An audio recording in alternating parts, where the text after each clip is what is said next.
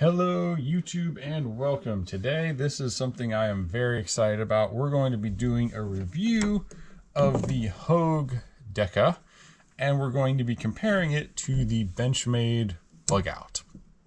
So this is something that I've been very excited about because this is a very popular knife and this is a really similar knife. So the first thing I noticed when I pulled this out of the box was I said, wow man, this feels like a Benchmade Bugout. It's very similar. Similar, obvious competitor. You can see the size is very close. Handle size is very close. Pretty close in thickness. Very close in weight. Let's get a weight on these real quick. Weight on the Bugout. We're looking at 1.9 ounces. Weight on the Deka, we're looking at 2.1 ounces. So very similar there. Obvious on the scale, but not really very obvious in your pocket that those are two different. So the reason that I wanted to dig into this so deep is because I had a chance to carry this one, and it is an excellent knife. Even out of the box, they're both very smooth. The Bugout does the axis flip thing. But the Hogue does it as well. I'll do them both with my right hand so you can see.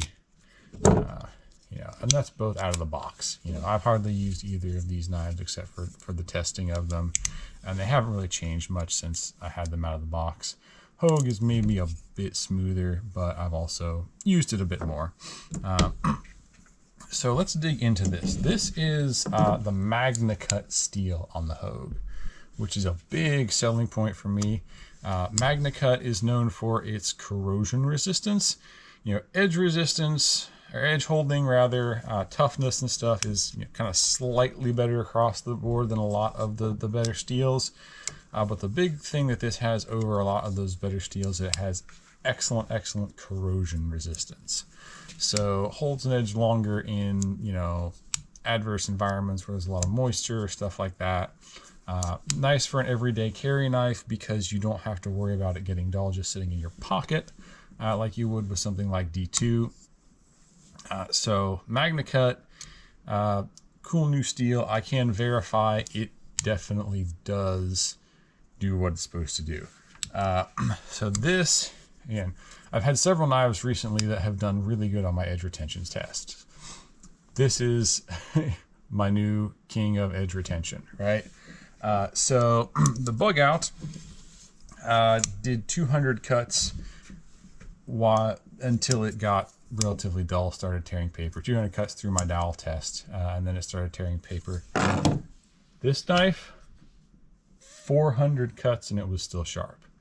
So absolutely amazing edge retention on this knife. Definitely better than the Bugout, right? I also like this knife blade shape better than the Bugout, right? On a short knife like this, a smaller knife, I like a relatively straight blade with a sharp pointy tip so I can get into plastic and packaging and stuff.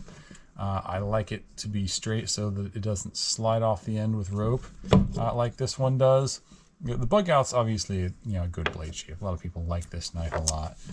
I personally like this knife shape better.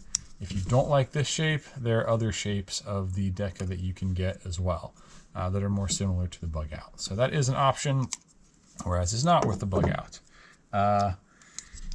Another big difference is the width on the back here. So the back of the Hogue is slightly wider than the Bugout. It doesn't look like that much, but I can tell you that when I was doing my edge retention testing, repeated cutting through something hard, this knife was a lot more comfortable than this one. It was very noticeable. Again, I didn't notice the difference in my pocket.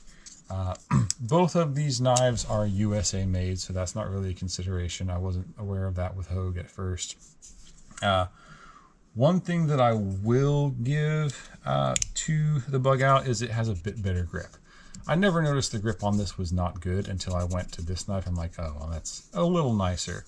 So slightly more grip on the Bugout. Again, it's not usable. It's not noticeable unless you hold them back to back, really. But there is slightly more grip there.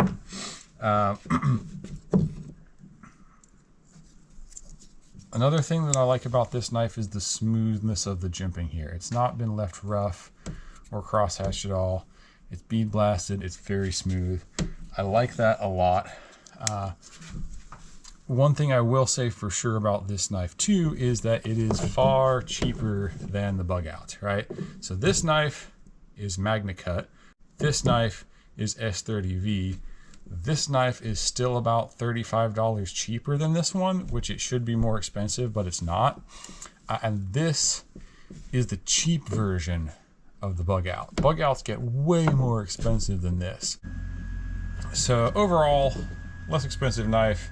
I think a better EDC, definitely better edge holding. I think the placement of the thumb stud is actually a little easier to get to on this one too. On the Bugout, it's really close to the scale. On this one, it's a little bit further away. So the ergonomics of this one are a little bit better too. Lock is a little bit easier to get to. It sticks out a little bit further and it's larger. So overall, better ergonomics, better steel. Again, also cheaper.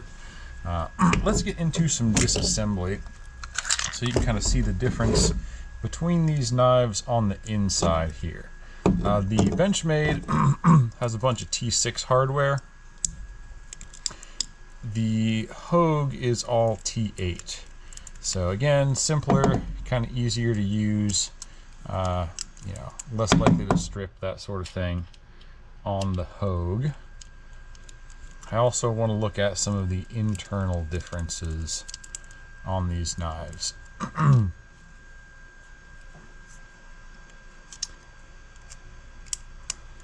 This one I'm going to have to take off both sides, because you have to take off the pocket clip. Actually, let's take off the pocket clip. Pocket clip has to come off to get the scale off of this side on the Benchmade,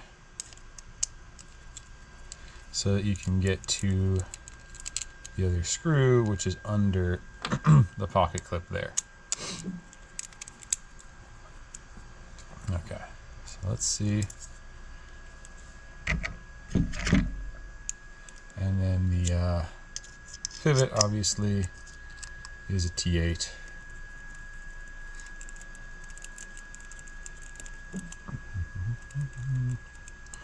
Putting the Benchmade hardware over here on the left,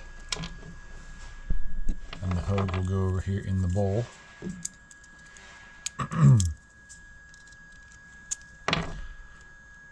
Pretty much gonna have to take it all out for the Benchmade because of the way this is set up with the pivot bolt and everything. Alright, so let's take off a scale. Now, something I want to point out first of all is the Benchmade, the metal liner here is just kind of anchored to the middle of the scale with a bolt. On the Hogue, what you're going to see is that it's a bit sturdier of an arrangement. The liner is actually anchored to the one of the standoffs there, which you'll see as I get it apart. So I'm going to take off the same side here and kind of compare the same side to the same side so you can see where the liner falls and everything.